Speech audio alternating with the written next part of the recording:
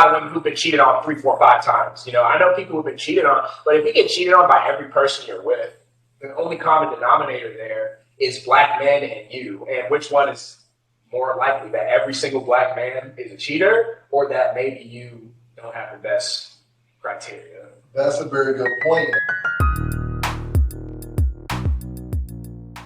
So today I have my homeboy Andre. It's good. Today we're gonna talk about why women ain't. No, I'm joking.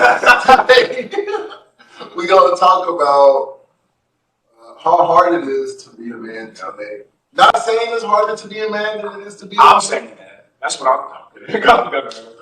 This is a safe space for men right now. So if he says something worthy of being If he says something, please do not cancel him. I know I am always on the good side of the people, so I don't have to say anything for myself. But without further ado, I really feel it is harder being a man, especially a good man, when you are sticking up for women and women.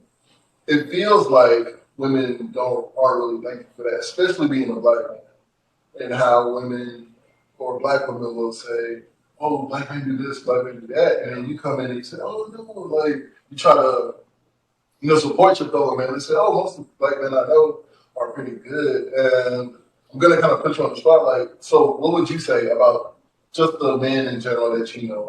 Would you say that they're good guys, or are they more so the guys that you usually see on social media and you hear women talking about? most of the black men I hang out with are pretty good guys. You know, I know some questionable guys of every race, but most of the black men that I hang out with are guys I grew up with, and most of them are pretty good dudes, which is coincidence, I guess. But in general, I don't think you should make those type of generalizations because it goes both ways.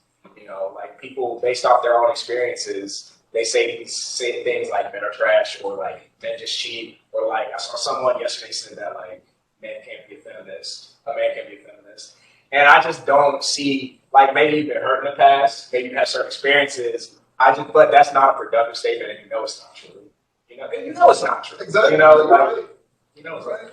So that's a very good point. Like, so these women, and even there's other men that chime in and agree whether they are gay or straight, but they'll also chime in and say, "Oh, this, that, and the other." And my thing is, like, I do agree that there can be some black men that are problematic, but the majority of black men really need to do well by black women, and just a lot of the perceptions that black women have with black men, like, "Oh, we don't marry inside the race, we don't really prefer black women," which is kind of among the lines, is not true, because most black men marry black women, and it just feels really hard when you even say your preference. I want to make sure I was saying this right. Yeah. When you say your preference, and when I say preference, I'm not talking about light skin, dark skin. I'm just saying, if you state your preference and more like body type, like when you say, "Oh, I like a girl that's fitting in shape," and then you know where this is going, and you like a girl that's fitting in shape, and then women will literally say, "How can men speak on women's business?" But a woman can very easily say, "Oh, that man has this height. Oh, man, that makes this much." And the key thing with that too, let's talk just about the height. The height thing is very, very common, right? And now we got lucky, so I'm not saying this is from experience, but like so let me just give it a little perspective. So I'm 6'6" and he is 6'3". 6. What? Hey, I appreciate that. I'm 6'1". I'm 6'1". I appreciate that. Like you can't control your height.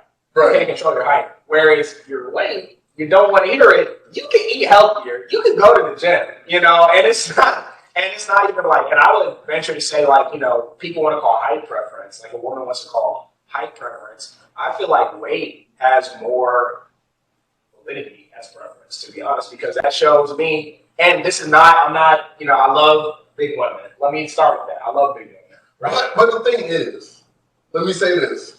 You don't have to.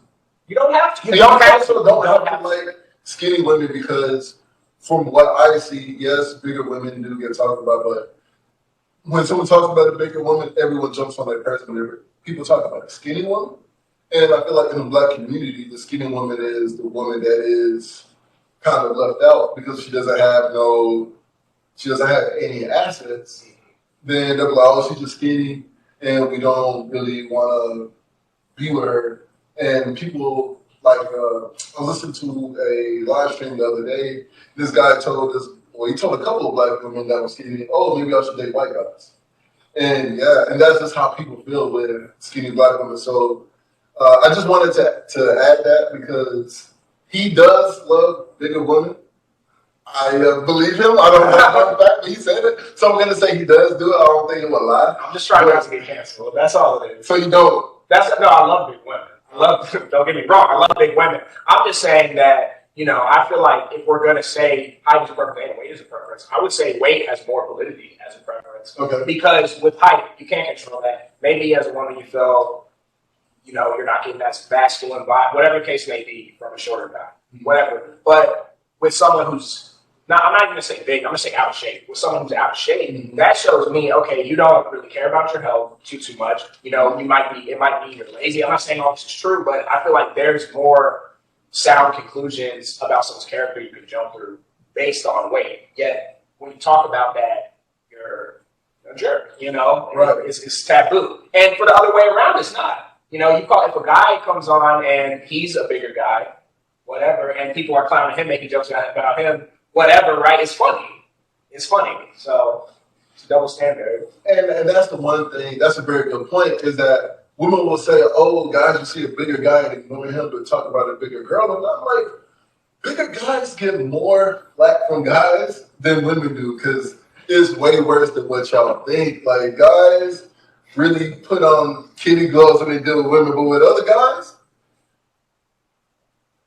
I've never been a woman, but from what I see, it's all love among women. You see it in the comments on social media. It's more love among women. Guys be clowning each other, bro. But the thing is, it's like that shit hurts sometimes. That stuff, you're fine, man. All right. It hurts sometimes, So it's like you can imagine you wake up, you're fat. Your boys clown you all day, calling you all types of names. It's like I know, right. Right. But as a man, you're just expected to either laugh it off or do something. Exactly, and that's a very good point. As a man, you are more expected to only have really two emotions: happiness and anger. And if you don't have one of those emotions, God forbid you feel sad about something. Like, I don't know if you heard the news about LeBron James when he was responding to Kyrie Irving. Kyrie said, KD is the first player I feel like I can give the last shot to and feel comfortable with. Okay. He said that, I think it was a couple of months ago. And LeBron finally responded to it. And LeBron said, yeah, that kind of hurt me. And people were just ragging, just going in on LeBron and saying, oh, how dare he? You're a championship winner. Kyrie hasn't won any championships, but you won 3 without Kyrie and all these different things. But I'm like, he's still entitled to be upset. He's a human being. That's his his comrade right there saying that. Someone he literally played really emotional series when it came back from a 3-1 lead. And he essentially told him he doesn't trust him. Exactly. Yeah. Exactly. That would hurt anybody. Right. That would hurt anybody. And just because he has all this status and all this perceived, the perceived ideal life, that doesn't mean that he shows vulnerability for a second and people People want celebrities to be vulnerable, but then when celebrities are vulnerable, they kind of clown them for it. Yeah. Especially men. Especially black. Exactly. And it's just really hard to want to show emotion when you feel like you could be ridiculed for it. So talking about that, it's got me thinking of how do you feel about the word itself? Okay. So first of all, it's not funny anymore. Let's just start with that. It's not funny anymore. People, a certain group of people. But anyway, yeah, I mean, I get it, like you want to use it ironically, like that's cool, whatever. But I think we're at this weird point where like you, I think when you look on like Twitch or whatever, right, and a girl is streaming, she's selling a little bit of cleavage, whatever, playing whatever game, and someone donates $15,000 to her, right, and then and then I saw you quoted on something today where it's like, oh, I posted my boyfriend and lost 400 followers. A girl has said that. I think those are simps, like people who put women on a pedestal, and I think with that definition, it has a use, but I think it's getting used to a point where it's like you don't really know what it means anymore. Exactly. Now it's at a point where if you go and you say something nice about a woman or you support a woman anyway, then you're a simp. And see, and we talked about this earlier, like the whole thing with the pick me, right? I feel like that's the female equivalent of simp. But the thing is, right, where a simp, everyone laughs. When you say so, everyone laughs, they're like, oh, you're corny. Or a girl will be like, oh, why do you call a guy a simp? And women should be this, that, and the other. But pick me, if a girl calls another girl pick me, no one is going to back her up. No one is going to back the pick me. No, you're right. You're right. And that's a really good point. But yeah, even women will call me just for sliding in their DM. And a guy will literally work with the courage to talk to a girl. And then she will screenshot it and say, I can't believe he said this lame stuff or whatever. And it's kind of like, as a guy, how are you expected to want to even talk to a woman when you feel like you could be ridiculed if you shoot your shot to her? You know? Exactly. And then it's like those same women who will post things about like being single, like whatever, right? Not to say that, oh, if you're not interested in a guy, you should be flattered that he's talking. I'm not saying that, but do you need to go and out him and embarrass him and make him feel stupid for, building up that courage to talk to you? No, that's not necessary. It's very mean. And if anything, I think these guys who hurt women who are dogs, not saying that there's no personal responsibility, but I think that's where a lot of that gets created. It's like you get this really negative experience when you try to, be a certain type of way or be vulnerable or whatever the case may be. For clout. Exactly. All of that for clout. Exactly. So that's another good point that you made about that's where hurt begins. And it becomes a cycle because then men become dogs and they dog women and then women will become hardened and then create more dogs. And that's the cycle. We got to stop the cycle of hate. You know what I'm saying? You know I was going with that. So